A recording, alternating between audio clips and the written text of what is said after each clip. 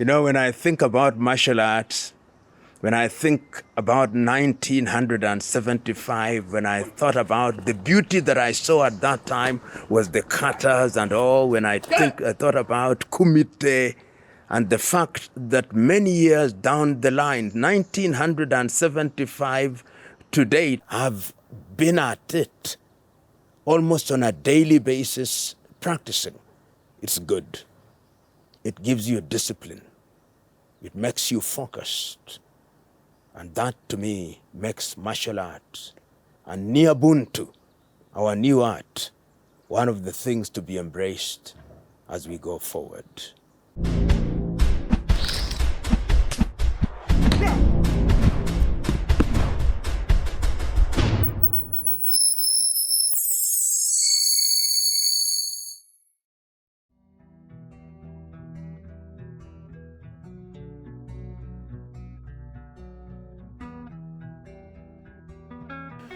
Martial arts is the use of intellect and the use of the body for purposes of practicing skills that have been practiced over the years. You know, the word martial may suggest that it's about war, but it's also true that before the discovery of all these things that we now know about, many combats were physical. And in many traditions, you will find, whether it is in Africa or in Europe or Asia and anywhere in the world, you will find that the use of the body as a weapon was the very first thing that societies knew about. So when we say that it is martial art, it's also art, it's artistic, it's an expression of beauty. So there is an element of beauty. And if you look at the history of martial arts, take for example in the mother continent. Of course, historically, we now say that the martial art as we know it originated from India. That is the martial art in the eastern part of the world.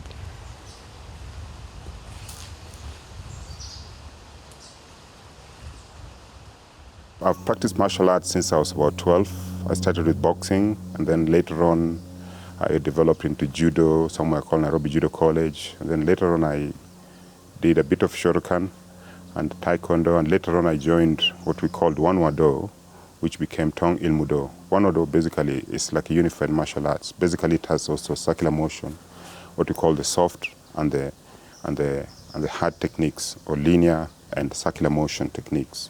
Meaning that life goes in a motion, in a circular motion. Life is not static, it's also continuous motion.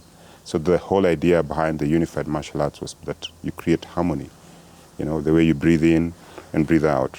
But if you look at the history of Africa and you go to places such as Egypt, you go to Benin and different parts of Africa, you find paintings that show people engaged in wrestling.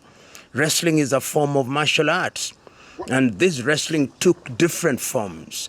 And every society, because there were conflicts, had their young men and women trained and ready to participate in these competitions. In certain societies, when there was a conflict, sometimes there was no conflict between the opposing parties. They would choose their best men and they would be engaged in combat, and whoever lost, his people would be deemed to have lost. But over the years, of course, the arts changed, and every society now gave a mark of identity to their art. So when we talk about Kung Fu, we know that that is Chinese art. When we talk about karate, that is Japanese art. When we talk about Taekwondo, we know that that is a Korean art. When we talk about Muay Thai, we know that that is a Thai art. We now know, for example, that others have developed Krav Maga, which is the Israeli art, which is deadly and used in combat. From Africa, we had Capoeira, which has now migrated to Brazil and has been given quite some changes in terms of the incorporation of many things. So martial art has grown by leaps and bounds. Boxing is martial art. And there are many people who have ensured that there is a philosophical basis to martial arts. So it's not just about waking up and saying, I'm going to fight. That is martial arts. Martial art is underpinned by deep philosophy. In the recent past, particularly in Kenya, when we were introduced to what we know as martial arts, it was during the 1970s when there were a lot of movies made out of Hong Kong. And that is when individuals such as Bruce Lee then came and were known to the world and spread the gospel of the martial arts with his art Tao of Jideku Nedu, where he says the art of fighting without fighting. So martial arts basically means the arts of taekwondo, judo, karate, kung fu, aikido, jiu jitsu, hapkido, and all these other types of martial art. Therefore, martial arts basically started traditionally we say martial arts started in India, and through a monk called Bodhidharma. Bodhidharma came into China. He was seeking refuge, and he found a temple which we call Shaolin. Shaolin Temple basically was a place where monks, Buddhist monks would be. So when he came into Shaolin Temple, he found that these monks were weak, and the environment that they were living around was hostile. So they couldn't go out, they couldn't do anything. But they had a message, a spiritual message that they wanted to convey. So they could not go out. So Bodhidharma told them that you have a message, but also you need to protect the value of life. So therefore, he taught them two things: meditation, and then also he taught them how to defend, to become physically strong, to carry the message that they had. So that's how originally it started. So he taught them meditation, but also he taught them how to defend themselves, to sustain and to hold the content and the message that they had. And that's the beginning of martial arts. 1, 2, 3, go! After Bodhidharma taught these people, so he used everything that was available to protect and defend. And then later on, it developed into China, from India into Shaolin Temple, into China, what we call Kung Fu. And then it was developed by people like Bruce Lee into what we call Jeet Kune Do. And then also later on, it came into Japan through Okinawa and developed into karate, what we call karate, Shotokan. And then it grew out into judo, Jiu Jitsu, aikido, and a number of, the kendo, the fighting style with the knife, and all these methods. And then later on to China, after Japan, also we had in Korea through hapkido, taekwondo, and different other arts of martial arts. So we have also in the Philippines, then the Thailand where we have the Muay Thai. India had something called the Kalit, using the stick, and even also Thailand, Vietnam, the eastern nations or countries practice martial arts. And then from there it went into Europe, and then came into the Americas, and into Africa. So that's how progressively martial arts really got practiced. So there were different types. Each style was started differently with a different purpose. For example, Aikido was called the gentleman's art. So it was practiced in a circular motion. Shotokan was more like, straight punch and low kicks. Taekwondo has high kicks and low punches. And so then the judo was using the force, the weakness of the person, or the weight of the person against them. So that is judo. So the different type of arts, express themselves in different ways, depending on the masters, on the instructors of those days. After practicing for some time, I realized that we needed to find out the African perspective. What is it that Africa does? Africa has anything that really relates to martial arts? So we started researching with a close friend, Professor Lumumba. So we came up with something called the Niabuntu. Most martial arts has what we call the do. Do basically is the way, that our life basically is to seek for the way. So the do in Taekwondo, Aikido, Judo, Tong Ilmu Do, all these do's are basically that we are seeking for the way. That's actually the original way of martial arts, to seek, to find ourselves in the process. So therefore, based on this, now we started researching from a perspective of Africa. Do we have something in Africa? So we came across capoeira, which is practiced in Brazil, but the origins is Angola. Then we looked at the dambe in Nigeria, the different aspects of African martial arts, the Zulu, also the way they practice. So we came up with something called the Nia Buntu. Nia is a Swahili word for way, the door in the traditional martial arts. So Buntu comes from the word Ubuntu. So the Swahili plus Ubuntu, this covers Africa, but also brings in the origins of humankind. And therefore our goal is that we can now bring what we call the African way of martial arts. So research shows that there is also, if you look at Egyptology, you find it in the graves, in the caves. There are signs that we used similar things like what the Japanese use, the kendo, the Jiu Jitsu, or the ninjas use the spinning things. You can see them engraved, and the history dates be more than 3,000 years. The traditional history of martial arts is about 1,600 years. So that means that Africa had a history. So now we're coming up with, the concepts and to bring the pieces together that we can actually bring the African way, that humanity is coming back to Africa through martial arts, what we can call the African Renaissance. It is important that we give pride of place to martial arts because it is the avenue through which we discover ourselves through introspection. We discipline our bodies and we discipline our minds. I remember in 1975, as a young Form 1 student, that is the first time that I started practicing martial arts, Shotokan Karate, and I've never stopped.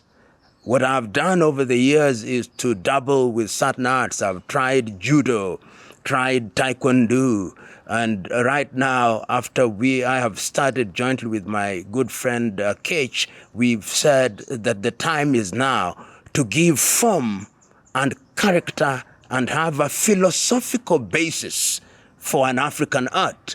And we have created an art called Niabuntu. You'll see that our uniform, which is borrowed quite a bit from Japanese karateka, the karate gi, we are of the view that there is no need to create new things. What we are borrowing, but we have chosen the color black very deliberately because it's a representation of the continent of Africa. One of our higher belts is the black belt, but we are of the view that our highest belt will be the red belt, which will be representation of blood. And we think that this is going to be very important in terms of creating a group of young men and women in the continent of Africa who will know that discipline is at the very heart of survival. Discipline is indeed the mother's milk of success, and it is what will ensure that our young people are disciplined. We are actually working on how do you release things like stress management. Today the society is really is caught up into stress, which attributes the bigger percentage of the sicknesses we have. So martial arts basically helps you to connect your mind. It's basically the training of the mind over the body, that you focus on the mind. The mind has power. The mind is powerful. So from the mind you can actually work on what we call the subconscious mind. So through the mind, you can control everything. The mind has power. You've seen martial artists breaking something. They say, if you put it in your mind, believe it, it can be achieved. And this helps us in every aspect of leadership. If you train martial arts, it's not just the fighting, but basically you're training yourself that your mind takes control, that we can overcome the limits of the body. If I was asked, in diplomacy, it would be necessary to have sessions of martial arts. In cabinet meetings, they would be taught about the value of martial arts, the discipline that martial art brings about. Before you declare war, don't read Niccolo Machiavelli where the end justifies the means. Look at the philosophers of old. And if this were to happen in every cabinet meeting in the world, If this were to happen in every armed force in the world, war would be reduced, because war cannot be eliminated given human nature. Human nature sometimes exhibits greed, domination, and conquest. And until they are made rational, these things will always be there. So there is no perfect solution. But even in this imperfect world, it is our duty to aim for perfection. The goal is perfection. If we do not change, if we do not attain the goal of perfection, we do not change the goal. We change our ways. A good martial artist becomes a good leader, a good academician, a good engineer, good in any way they take. Therefore, it trains also your right and the left brain, the neuroplasticity, the neural pathways, so the coordination between the right and the left hemisphere. So this is very critical, even for our young people, and creating harmony. The preconception is that martial arts is a violent art, but even between husband and wife, a trained martial artist will be more peaceful, more calm, just like the cat. We learn from the cat. Also, we blend a lot with nature. We breathe. When you breathe in, it's like you're bringing nature into your mind, and then breathe out, also connecting to the earth. So the martial arts trains you to be connected both with the earth, but also with the universe. So we become like an electromagnetic being. So these are some of the benefits, a deeper aspect of the benefits of martial arts that sometimes is not explored, that we would like to really explore more and use the African perspective that can bring the world together. When you are a martial artist, you are a peacemaker. When you are a martial artist, you are self-controlled. When you are a martial artist, you are slow to anger. When you are a martial artist, you are discerning. When you are a martial artist, you choose very carefully what you do and what you say. And that is what we want to do with Niabuntu. And I look forward to the day in Africa where, after high school, every young man and woman would be required to join organized groupings such as we had in Kenya, like the youth service. They have it in Nigeria, which is mandatory and where Niabuntu is taught.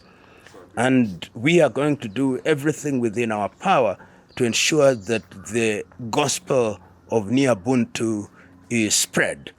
You will have noted there is a combination of African words. Nia, the Kiswahili word, which means intention or the way, and Buntu, which comes from Ubuntu, you are because I am, because it is a question of society. And we must have these in Africa so that we are able to compete and compete effectively.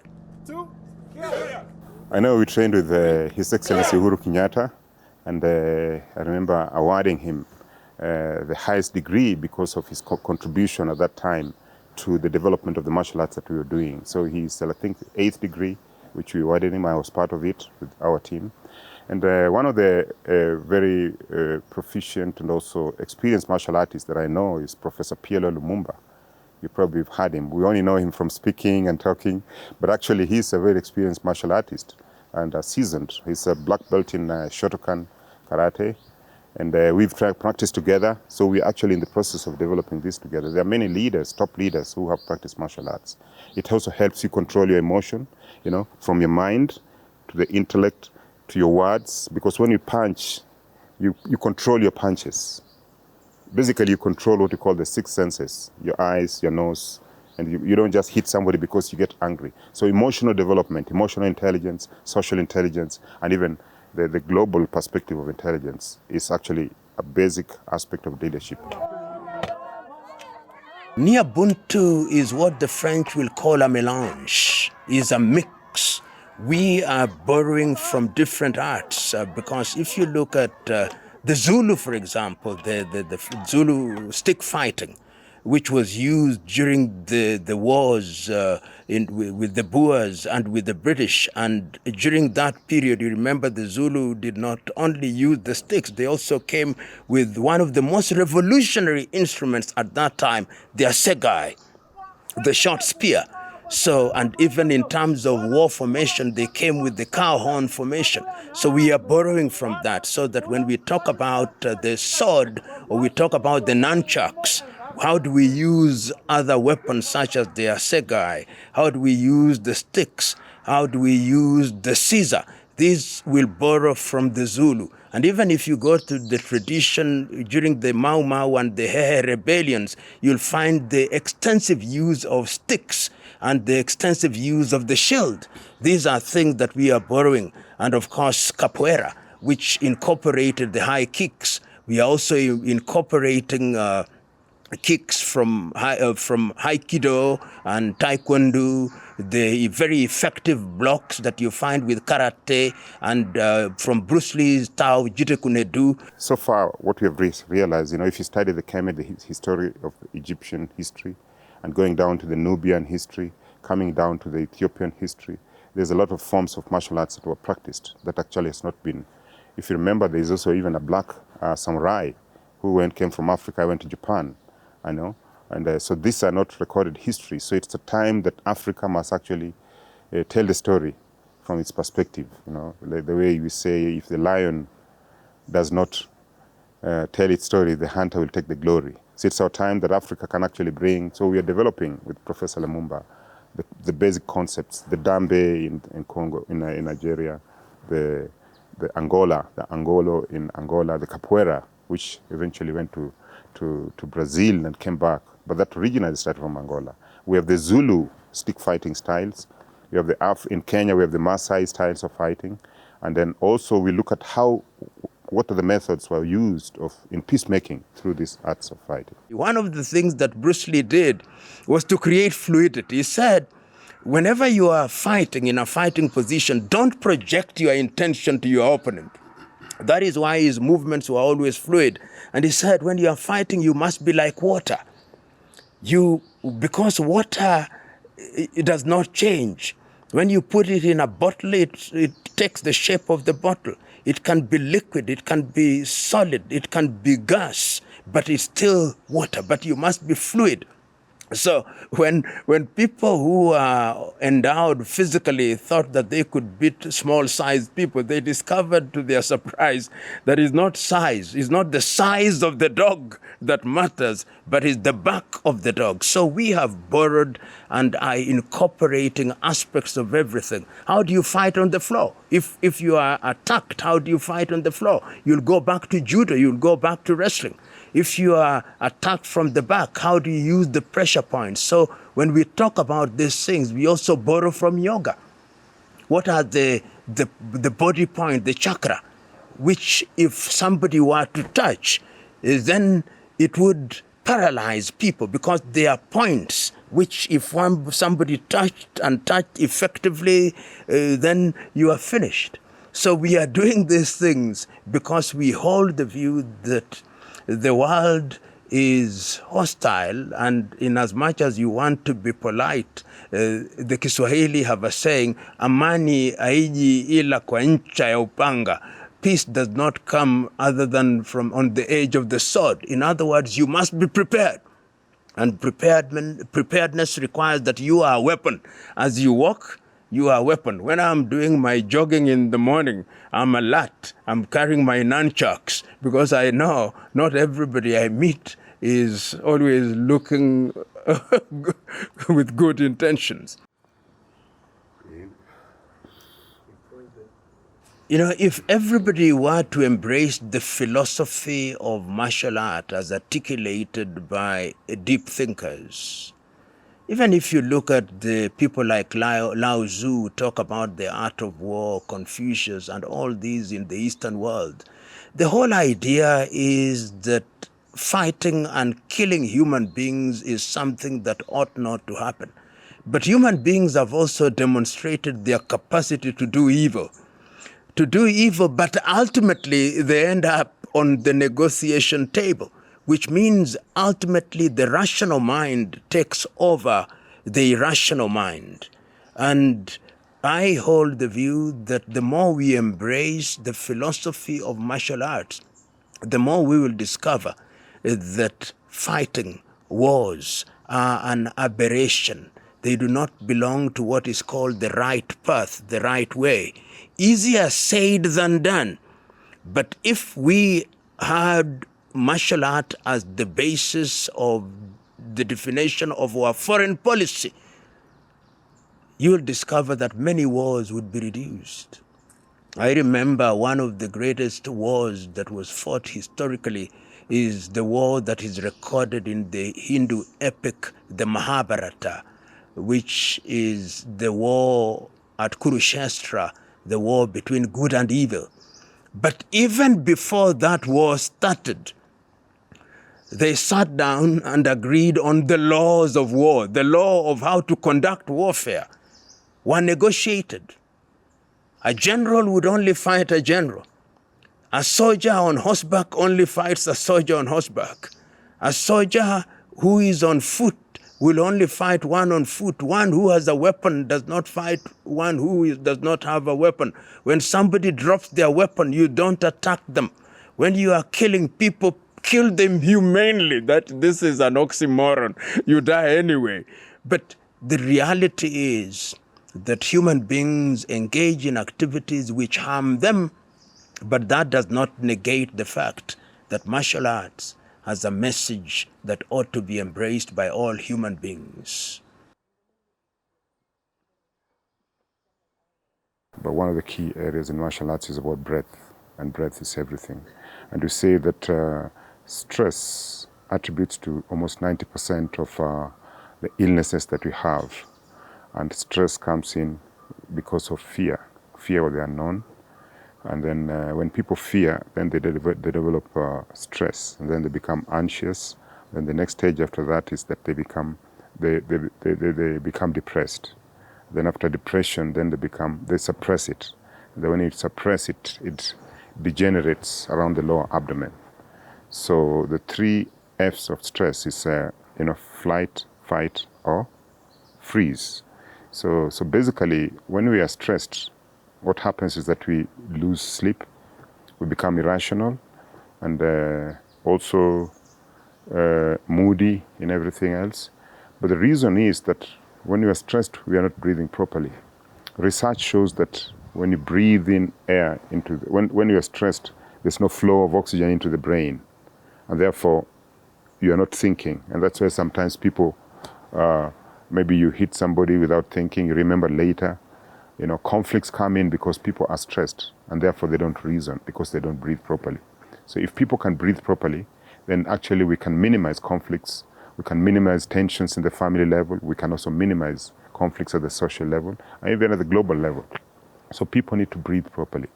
So breath is critical. We are actually our breath, because breath comes from the air in the universe. So when you breathe, sometimes in martial arts, even traditional breathing, we have the breath, the philosophy of breath, or the science of breath. You breathe in, you pull in air through your nose,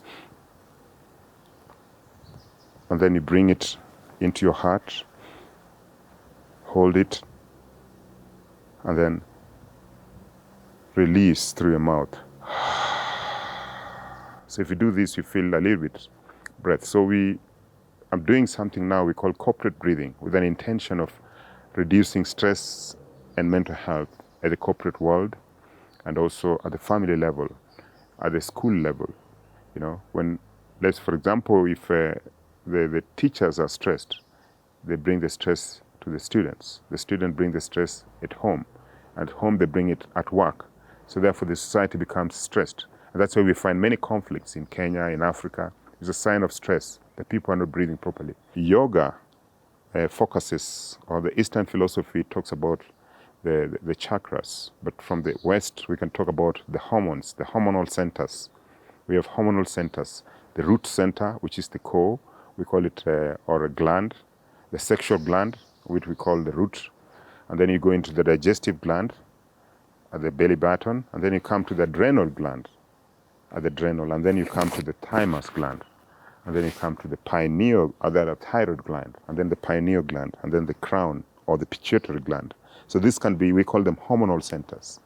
All the challenges we have actually focuses on those 7 centers of energy. We can call them centers of energy. The East calls it chakra, or the crown, but the root, where you come from. So if there's any lineal issues, you have to learn how to breathe through the root when we sit down, what you call the root. Then you go into the belly button, come into the adrenal, hype. And issues of heart and emotions has to do with the thymus gland, the heart chakra.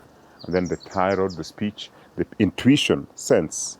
Martial arts talks about intuition, So, and then eventually the pituitary connects you to the universe. So when you breathe in, air comes in through your mind, and then into your heart.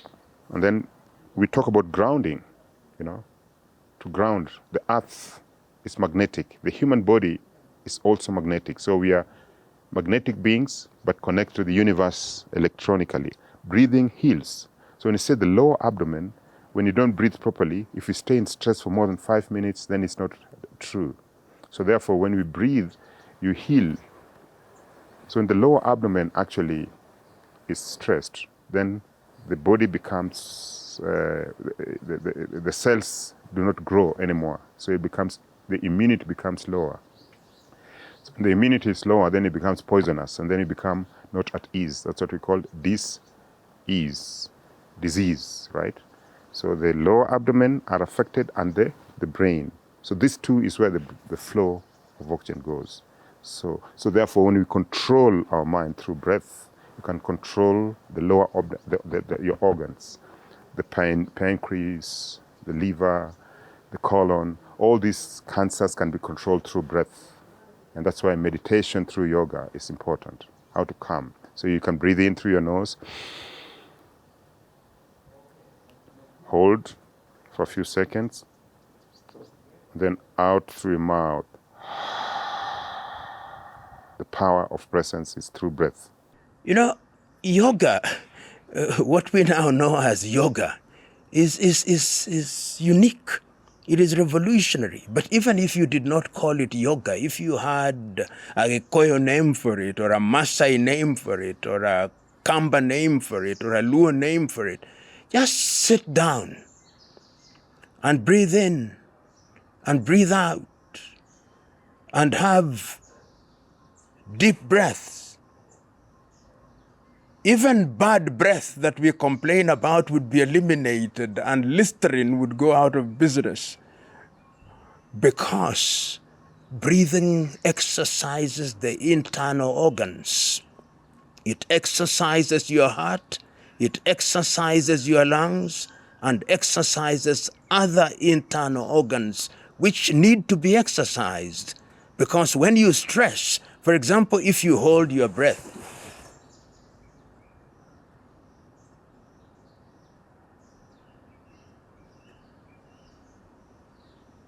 I can go on and on, but I'm stressing my internal organs. And I do that daily.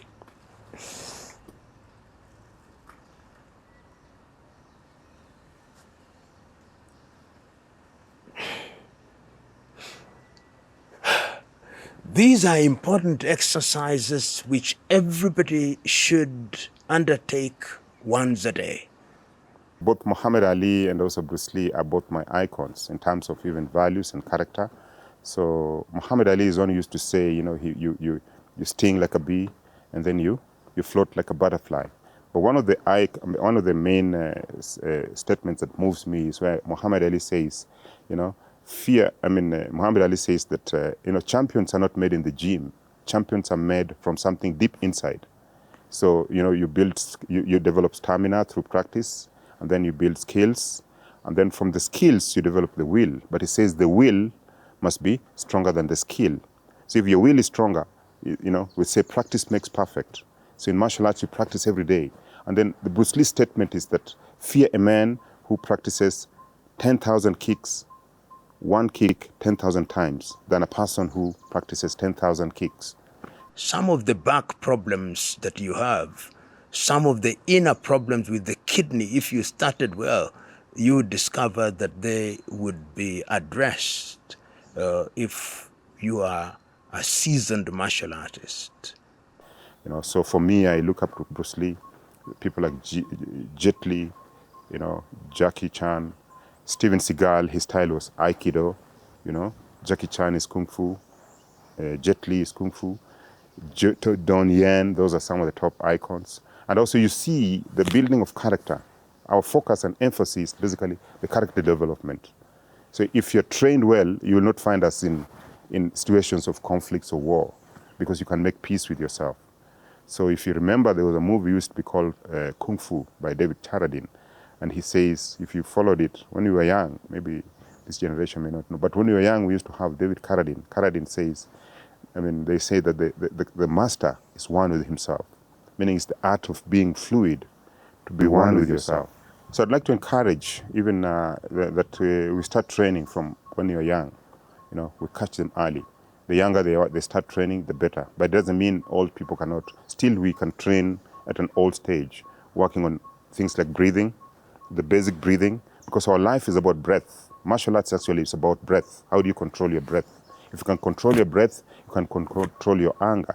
You can control things like insomnia. You can control stress. You can also heal many diseases through the balance. These are some of the benefits that we have. So I'd like to encourage everybody, beginning with our young people, because this way we can actually go against certain vices like, you know, teenage pregnancies, juvenile crime, drugs and drug abuse. All these factors, that the vices that the society, social vices, can actually be controlled by a martial artist. You'll find that there's less of those challenges in the society through practicing martial arts. So I'd like to encourage parents to take their kids. Currently, we're in the process of working with the Ministry of Education in Kenya to see how this can be part of the curriculum so that it can be practiced and trained, not just for the violence aspect that people think, but for the purposes of self-control, self-discipline, self-esteem, and focus. But ultimately, the whole idea is to ensure that you never fight anybody, that it is only about discipline, it's about knowledge, about expanding the mind, and about being alert. Ultimately, all martial artists are children of the same father and mother in terms of their philosophy. What they do is to use their mind to discipline their bodies for the purpose of the benefit of the society. I think the Chinese, the Koreans, and the Japanese, the Eastern world generally, have contributed immensely to the arts. And you can see how disciplined they are, how polite they are. Even when they are angry, they are polite. It's because of that tradition of martial arts.